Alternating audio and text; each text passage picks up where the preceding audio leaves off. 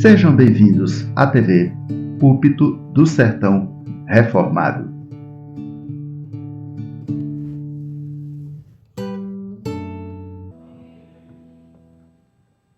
Vossos assentos, é isso aí. Como é bom estarmos aqui, não é? Como é bom. O livro dos Atos dos Apóstolos, o capítulo 18.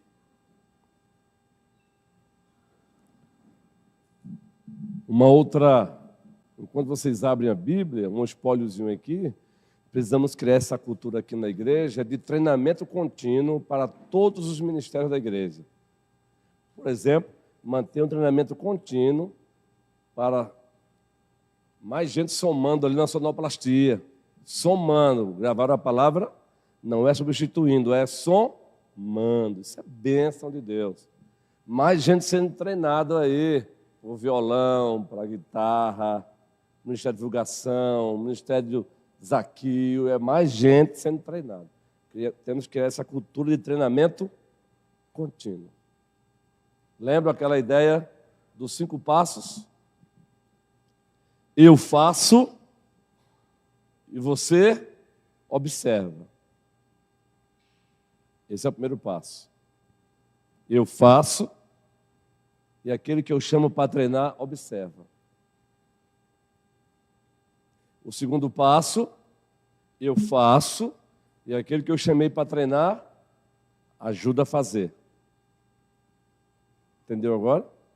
Ajuda a fazer. E sempre após uma conversa. Aí eu dou agora o terceiro passo, eu mudo de lugar. Aquele que eu estava treinando faz e eu o ajudo. Quarto passo, ele faz e eu observo. O quinto passo, eles já chamam o outro para o lado dele e continua o processo. Tem que ser assim.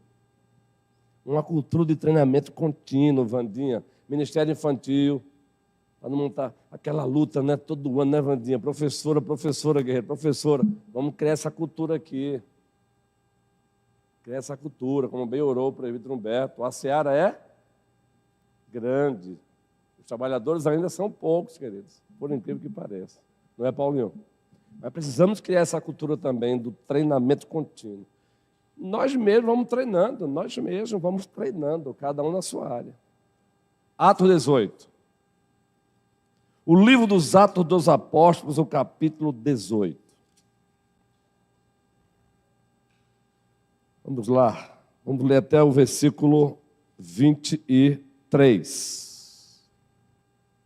Obrigado, sonoplastia abençoada. O Lucas está aí? É? Muito bem, Lucas. É isso, guerreiro. É justamente isso. Olha, quem tem o dom, jovem, você que percebe que Deus está inclinando você para cantar, observa, ó. Vai observando o presbítero Humberto cantando, Thaís, vai observando a turma que está aqui no domingo, vai observando como é que eles começam, o que é que eles fazem. Vai observando. Combinado? Entendeu, Pâmela? Vai observando. Vamos ler juntos? Almeida atualizada. Depois disto, deixando Paulo Atenas, partiu para Corinto. Lá, encontrou certo judeu chamado Áquila, natural do Ponto. Recentemente chegaram da Itália, com Priscila, sua mulher, em vista de ter Cláudio decretado que todos os judeus se retirassem de Roma. Paulo, foi a ênfase que demos há 8 dias, Paulo aproximou-se deles. Continua a leitura.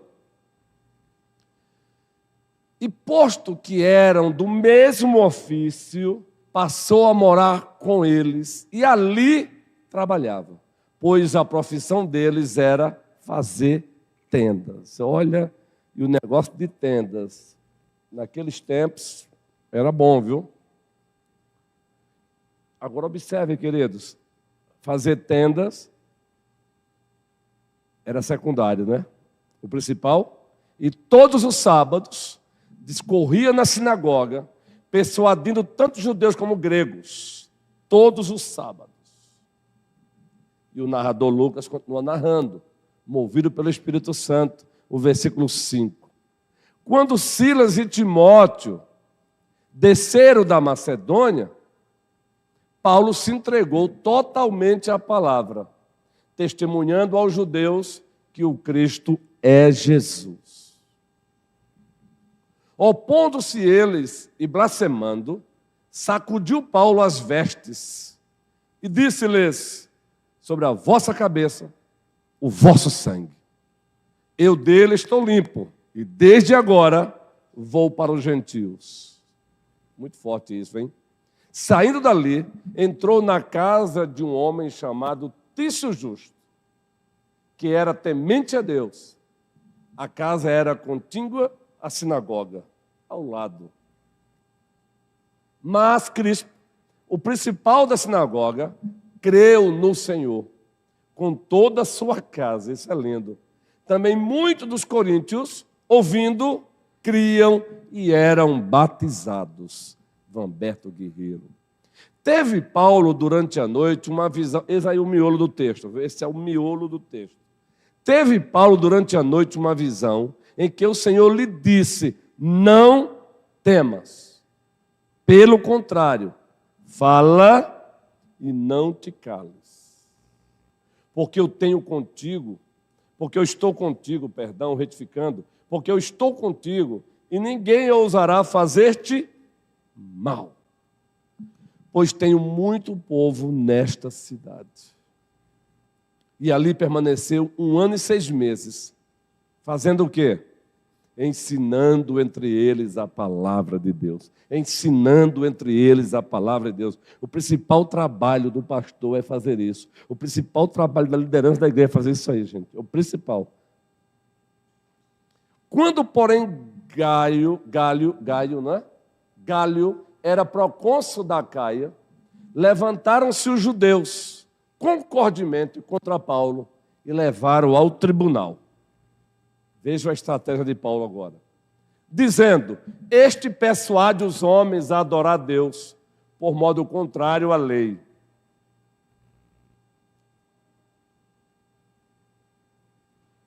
Ia Paulo falar quando Galho declarou aos judeus: se fosse, com efeito, alguma injustiça ou crime da maior gravidade, ó judeus, de razão seria atender-vos, mas, se é questão de palavra, de nome e da vossa lei, tratai disso vós mesmos. Eu não quero ser juiz dessas coisas. Por esse tempo, Roma tinha uma política de guarda-chuva. Ela tinha uma política de guarda-chuva. Desde que vocês não me atrapalhem, então você pode adorar quem vocês quiserem, entendeu? Ainda era assim em Roma. Então havia uma certa liberdade de consciência, expressão e religião. E os expulsou do tribunal. Então, todos agarraram Sóstenes, o principal da sinagoga que havia se convertido, e o espancavam diante do tribunal. Galho, todavia, não se incomodava com estas coisas. Mas Paulo, havendo permanecido ali ainda muitos dias, por fim, despedindo-se dos irmãos, navegou para a Síria, levando em sua companhia Priscila e Áquila, depois de ter raspado a cabeça em Secreia, porque tomara voto. Chegados a Éfeso, deixou-os ali. Ele, porém, entrando na sinagoga, pregava aos judeus. Entrando na sinagoga, pregava aos judeus. O 21. Rogando-lhes eles que permanecesse ali mais algum tempo, não acedeu. Mas, despedindo-se, disse: se Deus quiser, voltarei para vós outros. E embarcando, partiu de Éfeso. E de fato, depois ele voltou. Chegando a Cesareia, desembarcou, diz o narrador. Subindo a Jerusalém e tendo saudado a igreja, desceu para Antioquia. Foi prestar contas à igreja que o havia enviado. Havendo passado ali algum tempo, saiu atravessando sucessivamente a região da Galácia e Frígia, confirmando todos os discípulos. Só até aí mesmo. Nós iniciamos a exposição do capítulo 18, isso já há 21 dias mais ou menos, usando como tema este: a missão não pode parar, pois ainda há muita gente para ser alcançada. Lembram? Nós resumimos todo o capítulo 18, muito especialmente do versículo 1 ao 23, neste tema: a missão não pode parar, pois ainda há muita gente para ser alcançada. Para reforçar esse tema, e mais uma vez batendo um papo com os doutores da igreja, como compartilhamos com a igreja hoje, eu convidei alguns doutores para mais um bate-papo com eles hoje, o Sproul, por exemplo, o Isber, por exemplo, e tantos outros mais. Só para reforçar, nós poderíamos mudar o tema e dizer, colocar como tema: ainda é cedo para desistir. Ainda é cedo para desistir. Vejam como no mesmo texto você pode usar um desses dois temas. Qual foi o primeiro tema que compartilhamos com a igreja? A missão não pode parar, pois ainda há muita gente para ser alcançada. Mas eu poderia também trabalhar o tema, e aí quem traz essa ideia é o Isber: ainda é cedo para desistir. É cedo para desistir. Está baseado em quê? É cedo para desistir. Meus irmãos, Paulo era homem igual a você, ser humano igual a você, ser humano igual a mim. Ora, Tiago, descrevendo Elias, diz a mesma coisa. Elias tinha os mesmos sentimentos que temos. Nós temos uma mania de romantizar a leitura dos apóstolos. Nos esquecemos que eles também lutavam contra a carne, o mundo e o diabo. Eles mesmos lutavam. Eles lutavam. Vamos ler novamente os versículos 9 e 10. E vamos ver novamente a razão que levou Deus a dizer isso para Paulo. O que levou Deus, o que levou o Senhor Jesus Cristo a, numa visão, aparecer a Paulo e dizer o que ele disse? Qual o pano de fundo disso? Vamos ler novamente? Os versículos 9 e 10. Teve Paulo durante a noite uma visão em que o Senhor lhe disse: não temas. Pelo contrário, fala e não te cales, porquanto eu estou contigo, e ninguém ousará fazer-te mal, pois tenho muito povo nesta cidade. Vocês sabem disso, que a interpretação mais simples, ela se dá através de perguntas. Quem está falando? O que está falando? Para quem está falando? Quando está falando? Aí há um diálogo entre o Senhor Jesus e Paulo. E ele se apresenta e diz: não temas. Dá para entender agora? O que levou o Senhor Jesus a dizer para Paulo: não temas? É que, semelhante a você, semelhante a mim, lá em Corinto, e ninguém melhor do que o Senhor para saber, Paulo namorou com a possibilidade de o mais rápido possível deixar a cidade. Ele namorou com essa possibilidade.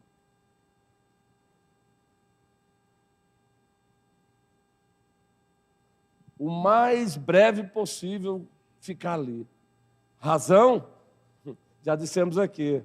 Corinto, por um lado, cidade massa portuária, forte no comércio,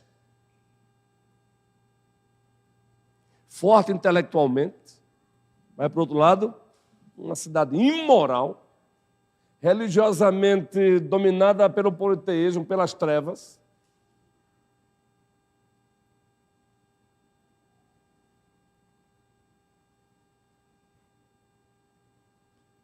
Segunda razão, a estratégia de sempre, a estratégia missionária de Paulo quando chegava numa cidade. Ele procurava primeiro a sinagoga, ponto de contato.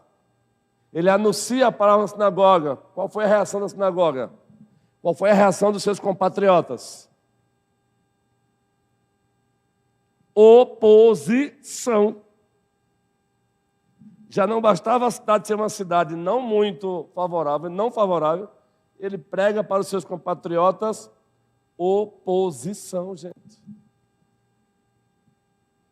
Acabamos de ler. Ele sofre oposição dos seus próprios compatriotas judeus, aqueles que faziam e congregavam ali, que faziam a sinagoga em Corinto.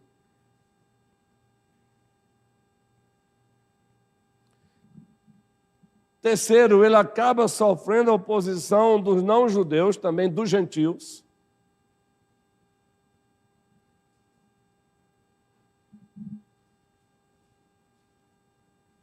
E tem mais, hein? Não vamos aqui procurar dissecar ao máximo o que vamos dizer agora, mas está lá. Lá em Corinto, ele precisou fazer o quê? Por um tempo. Ele precisou trabalhar.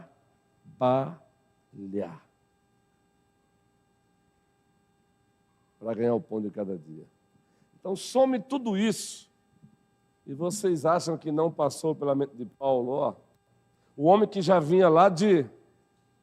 O homem que já havia passado por Filipos. Plantou uma igreja lá, plantou. Mas sai de lá escorraçado. O homem que havia passado em Tessalônica, plantou uma igreja lá, plantou. Mas os opositores também disseram, aqui não, corra. Chegou em Bereia, plantou a igreja lá também. Às vezes chegava, já encontrava discípulos, às vezes plantava, maravilha, mas precisa também sair de Bereia, opositores, ogerizas. Chega em Atenas, prega para os intelectuais, os filósofos. Uns disseram, vamos ouvi-lo. Uns creram, outros disseram, isso é um tagarela, isso é um falastrão, ele só tem verborragia mesmo, é um maluco, é um doido aí. É esse homem que chega em Corinto e chegando lá passa por tudo isso. É cedo para desistir. Mas como ele estava a serviço do Senhor, o Senhor se compromete em caminhar com os seus. Como ele estava a serviço do Senhor, o Senhor se compromete em andar com os seus, queridos. A promessa feita é encontrada lá em Mateus 28, não é só lá também. Cristo disse, eis que eu estou convosco, eu estarei com vocês todos os dias, até a consumação dos séculos. Você percebe o Senhor Jesus cumprindo essa promessa também com Paulo. Em visão, o Senhor se apresenta e diz, não temas, não desista, não desista. Daí eu gostei da ideia de Wilson, é cedo para desistir.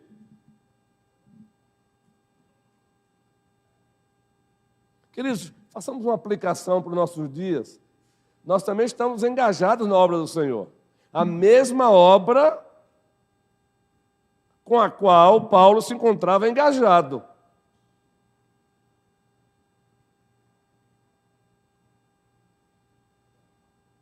Estamos sujeitos também a namorar com a desistência, com o desânimo, fazendo uma aplicação estendida. A de repente querer desistir de ser bênção no ministério de cântico por razões diversas. Desistir de querer ser bênção na sonoplastia da igreja. Desistir de querer ser bênção como professora do Ministério Infantil. Desistir de querer ser bênção na UMP, na SAF, na UPH, na UPA, na UCP. Desistir de querer ser bênção no Ministério de Família, Minha Casa, Casa de Deus.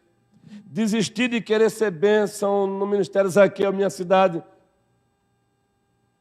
para Cristo. Desistir de querer ser bênção no Projeto Ana, que acontece às quartas-feiras, uma bênção, gente, e online. Projeto Suzana, às terças. Desistir de querer ser bênção às quintas-feiras, na medida do possível. Se você não estuda à noite, não trabalha à noite, onde você deve estar? Abençoando a sua escola da fé. Desistir da sua escola maravilhosa que é a IBD. Razões diversas. Quantos não namoram com a desistência porque fez e ninguém disse muito obrigado? Eu sei que é ruim. A Bíblia manda a gente ser grato no aspecto vertical e ser grato também no aspecto horizontal, gente. Manda. Eu já falei que eu tenho um livro só falando sobre a teologia do elogio. Agora, a teologia do elogio, biblicamente falando, ela não existe para condicionar o meu trabalho, não. Se derem muito obrigado, amém. Se não derem, eu estou a serviço acima de tudo de quem? Eu estou servindo a quem acima de tudo? Ao dono da igreja, Jesus Cristo.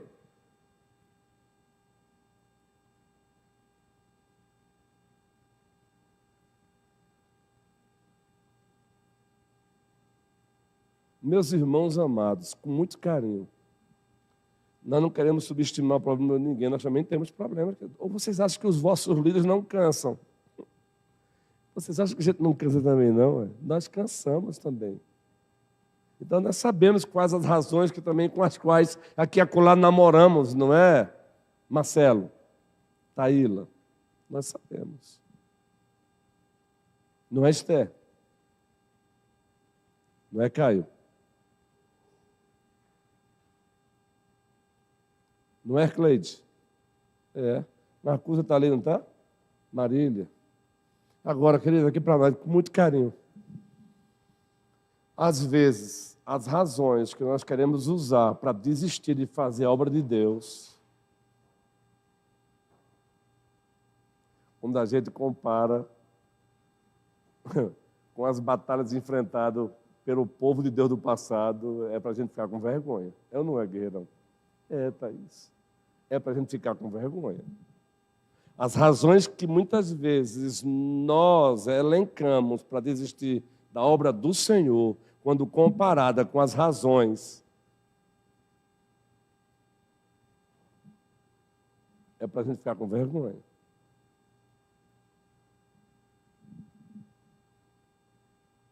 Mas até mesmo quando as razões são legítimas, preste bem atenção, nós estamos a serviço daquele que vai sempre dizer: não temam, eu estou com vocês. Quando o assunto é fazer a obra dele, preste bem atenção, a promessa de estar com a igreja, de estar contigo, comigo, conosco, ela está lá dentro da grande comissão. A promessa não é estar com você vivendo com as costas viradas para Deus, não. A promessa é: ide, fazei discípulo de todas as nações, batizando-os em nome do Pai, do Filho e do Espírito Santo, ensinando-os a guardar todas as coisas que vos tenho ordenado. Eis que eu estou convosco. Eu estou convosco enquanto vocês estiverem aqui, comigo. Entende agora, gente? Nós queremos, nós somos uma geração, não é só hoje não, sempre teve, mas agora está mais intenso. É a geração que quer as promessas de Deus, mas não quer as exigências de Deus. É uma geração que quer as promessas de Deus, mas não quer papo com as exigências de Deus. Olha, ou você abraça Deus por completo, ou então não dá. O Deus da promessa é o Deus também das exigências, é o Deus dos não. É o Deus que diz, se alguém quer vir após mim, negue-se a si mesmo, tome a sua cruz e siga-me. Então não desista da obra do Senhor. Eu quero aproveitar e dizer para você, não desista da obra do Senhor. Nós estamos engajados na obra do Senhor. Por isso ele disse ao seu servo Paulo, não temas, eu estou contigo. Não temas, eu estou contigo. Fale e não te cales. Enquanto não cumprir o propósito que eu tenho aqui na cidade, ninguém ousará te fazer mal. E mais, Paulo, eu tenho muita gente ainda para ser alcançada aqui. Queridos, não desperdice sua vida. Não desperdiçar também é vocês colocar como instrumento nas mãos do Senhor para ganhar pessoas para Cristo. Que bênção você saber que Deus te usou para ganhar uma pessoa para Cristo. Para levar uma pessoa a Cristo. Não tem dinheiro no mundo que se compare com isso, gente. Você já parou para pensar nisso? Agora observe a matemática rapidinho aqui. Aquele que disse, não temas, eu estou contigo, daí o tema é cedo demais para desistir. Antes mesmo de aparecer em visão para Paulo e dizer, eu estou contigo, ele já estava fazendo. Eu já falei aqui há 8 dias. Quando ele chega em Corinto, quem lá está? E lá estando, Deus promove um encontro. Áquila e Priscila, queridos. Vocês entendem? Antes mesmo de dizer, não temas, eu estou contigo, ele já está mostrando isso o tempo todo. Eu estou contigo. Ele chega em Corinto. Quem lá está? Áquila e Priscila. Vieram da Itália, expulsos pelo imperador Cláudio. Foram parar em Corinto. Foi obra do acaso? Não, querido, não tem acaso. Tem o Senhor reinando, governando, dirigindo, direcionando. Antes de dizer eu estou contigo, ele já está demonstrando na prática, eu estou contigo. Está lá, Áquila e Priscila. Áquila e Priscila acolheram Paulo. Ele morou na casa de Áquila e Priscila, onde eles estavam. Trabalharam juntos, foram parceiros no trabalho. E quando sai de lá, quem é que ele leva com ele? Áquila e Priscila. E deixa-os em Éfeso. Antes dele dizer, eu estou contigo, queridos, ele já está trabalhando, mostrando o dia a dia. Tem um colega pastor que ele gostava de dizer assim, ainda vou escrever um livro com o título, Os Caminhos da Providência de Deus. Eu não sei se ele escreveu esse livro. Os Caminhos da Providência de Deus.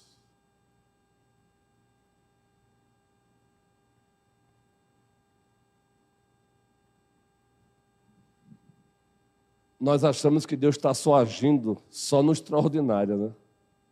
Querido, Deus age no ordinário. Na ordinariedade da vida, Deus está trabalhando. Laís, Cleoma, Victor, Jô, Prefeito Humberto, Paulinho, na ordinariedade da vida. Ele gera encontros, ele vai provocando circunstâncias, e você às vezes se assusta, mas é ele trabalhando, é ele cercando, é ele movimentando, é ele fazendo isso. Então aquele que disse, não temas, Paulo, eu estou contigo, ele já vem demonstrando há um bom tempo que estava com ele. A presença de Priscila e Áquila, mas o texto narra que depois chegaram lá quem, gente? Teve mais 2 parceiros dele que não estavam lá, depois chegaram lá. Quem chegou lá? Depois. Vamos ler o texto? Logo no início. Atos 18. E chegaram lá com uma oferta, querido. Está lá implícito. Chegaram com uma oferta que a igreja enviou. Atos 18. Encontrar a parte, versículo 5. Olha o que Deus faz, gente. Atos 18. Versículo 5. Todos juntos.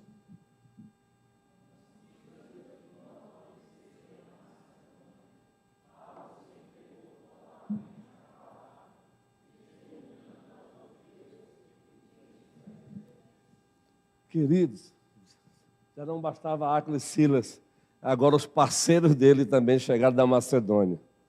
E está aí nas entrelinhas que veio junto uma oferta, porque diz o texto o quê? Ele se entregou inteiramente à pregação da palavra. Lembra que nós falamos aqui? Ninguém faz nada grande sozinho. A obra é feita em parcerias.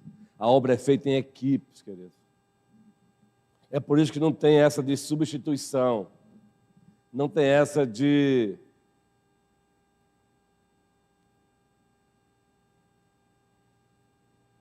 ele sim, ele não. É cada um conforme o dom que recebeu. Eu estava pedalando esses dias, aliás, andando e também pedalando, e eu trabalhando um sermão. Preste bem atenção, deixa eu explicar para você, quando eu não posso sair daqui às vezes escandalizado comigo. Como é que é, pastor? O senhor prepara sermão pedalando? Também. Mas lembre-se, eu já li o livro, já li o texto. Aí você está caminhando, você está com o texto na mente ali, ó. E o Espírito Santo residindo em você. E o sermão vai ser sala VIP nos relacionamentos. Mas não aguarda. Sala VIP na igreja. É muito fácil a gente condenar salas VIPs. Em algumas igrejas e empresas por aí, temos que condenar mesmo. Só que nos esquecemos que as salas VIPs são muito sorrateiras. Existem salas VIPs relacionais dentro das igrejas. E precisamos descer a marreta para cima. Aguarde, viu? É mais um sermão, pastor? É. E eu vou trabalhando assim, eu vou criando os pontos na mente. Por favor, gente, não vou inventando, não. A partir do texto, a partir de um livro que eu li, de um artigo. É tão bom. Por isso, leia a Bíblia, leia a Bíblia, leia a Bíblia, leia a Bíblia, leia a Bíblia e leia bons livros. Porque o Espírito Santo vai fazendo você lembrar. As salas VIPs relacionais. As salas VIPs ministeriais. Nós vamos criando e não percebemos. Então é mais fácil condenar a sala VIP lá da igreja das Alagoas, não é? Aqui eu estou usando o recurso. Tem que condenar mesmo. Mas nos esquecemos que bem pertinho de nós vamos criando salas VIPs relacionais. Aguarde esse sermão, tá bom? Aguarde esse sermão. Timóteo. Eu não consigo fazer a obra aqui sozinho, não, gente. Eu não consigo fazer essa obra sozinho aqui, não. É por isso que tem um colégio pastoral. É por isso que tem o diácono. É por isso que tem você. Paulo não fez sozinho nunca. O próprio rei da igreja, o rei da glória fez carne e logo chamou homens para si, queridos. Chamou para perto dele. Chamou-os para pertinho dele. Para treinar, mas chamou-os. Quando ele estava lá no jardim de Getsemane, lembra o que foi que ele disse? É bom ter vocês pertinho de mim aqui. Leia o texto lá de Mateus 26. É bom ter vocês pertinho de mim aqui. Na hora que a alma dele estava angustiada, gente. O Senhor Jesus não brincou de angústia, não, gente. Ele sofreu angústia. E ele louva a Deus pela presença, mesmo aqueles homens falhos. Ele diz, olha, que bom que vocês estão aqui comigo. Que bom que vocês estão aqui comigo. Então, queridos, para encerrar por hoje, o objetivo era esse. Era dar uma ênfase nessa mensagem do Senhor. E trazendo essa temática mais narrativa, mais poética. É cedo demais para desistir. Aliás, nunca desista quando o assunto é Deus e a sua obra. Nunca desista. A gente pode chegar em algumas Coríntios. Deus pode nos levar para algumas Coríntios, aqui mesmo. Lugares difíceis, pessoas difíceis. Mas o Evangelho veio para pessoas difíceis. O Evangelho veio para lugares difíceis, gente. Segundo, ele vai sempre promover encontros com outros discípulos para nos ajudarem. Lá levantou Áquilas e Priscila. Depois levou para lá os amigão dele, Silas e Timóteo. E o interessante ele vai usar até os ímpios para proteger Paulo. Quem foi que disse, não, eu não tenho nada a ver com isso? Lá de Roma. Galho, gente. Não. É um direito, em outras palavras, ele disse, é um direito de vocês, é um direito dele. Resolvam vocês. Lembra de Gamaliel? O Sinédrio queria fazer o quê com o colégio apostólico? Eliminar. Entra Gamaliel e diz o quê? Gente, calma aí, chega aqui. Olha, vocês sabem que já surgiram muitos homens dizendo ser o Cristo.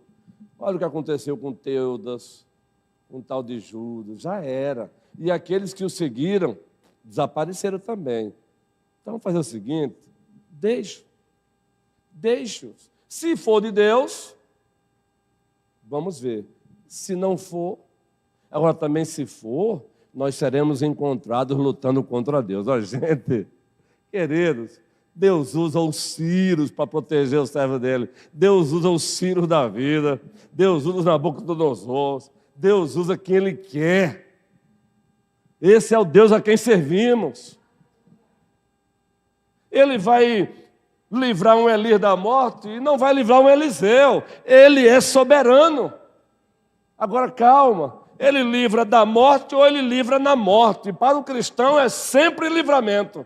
Porque se é da morte é porque ele tem propósito aqui ainda. Se é da morte, não é? Ele tem propósito aqui ainda. Se é na morte, ele quer você bem pertinho dele. Louvado seja o Senhor. Entenderam agora? Se ele te livrar da morte, é porque ele quer te instrumentalizar mais ainda aqui. Tem obra para ser feita através de você aqui.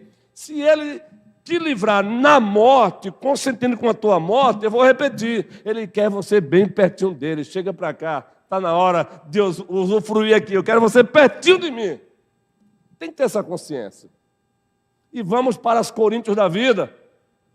Lá encontraremos Áquilas, Priscilas, Timóteos, Silas. E até os galhos ímpios serão instrumentalizados por Deus para proteger a sua igreja. Tenhamos a consciência, a ciência, a consciência, a convicção de Sadraque, Mesaque e quem? O terceiro? Até o nome deles mudaram, mas não mudaram a convicção deles com Deus. Mudaram o nome, mas a convicção deles com Deus não. Eu fiquei sabendo que vocês não se dobraram diante da minha imagem. Está lá em Daniel. É verdade? E vejam, Nabucodonosor respeitava eles. A prova é tanto que ele já deveria ter mandado para a fogueira. Mas ele ainda o chamou. É porque respeitava, viu? Eram homens respeitados até por um rei ímpio, um imperador. Mas ele ainda deu uma chance, não foi? Eu fiquei sabendo que vocês me desrespeitaram. Não tocaram as buzinas, as trombetas, vocês não se dobraram. É verdade, Sadraque, Mesaque e Abednego? Olha, eu vou mandar tocar novamente. E se vocês não se dobrarem, eu mandarei acender 7 vezes mais. Certo? Qual foi a resposta deles, gente? Ó rei Nabucodonosor. Aí você vê ali uma linha de respeito à autoridade, ao mesmo tempo de acima de você está o nosso Deus. Quando ele diz, ó rei, está reconhecendo o rei, a autoridade, viu, gente? Ó rei Nabucodonosor. Fique sabendo, isso é que é convicção, presbítero Humberto, queridos. Ah, Senhor, fortaleça a nossa fé. Ó rei, fique sabendo, se o nosso Deus quiser, Ele pode nos livrar da fornalha. Agora também, se Ele não quiser, nós mesmo assim não vamos nos dobrar diante da tua imagem. Isso é que é amar a Deus, queridos. Isso é amor, queridos. Isso alegra o coração do Senhor. Se Ele não quiser, em outras palavras, Ele tem os seus propósitos, Ele tem os seus desígnios. Repito, assim como Ele não deixou Elias passar pela morte, mas Ele deixou Eliseu passar pela morte. Os apóstolos todos decapitaram. João não foi decapitado.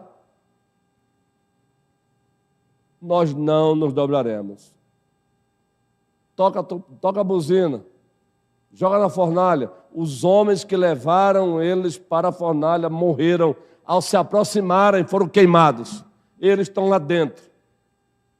Aí o Nabucodonosor olha e diz o quê? Na linguagem de um politeísta, na linguagem de um místico pagão, de um rei pagão, que até se achava Deus. O que é que ele diz?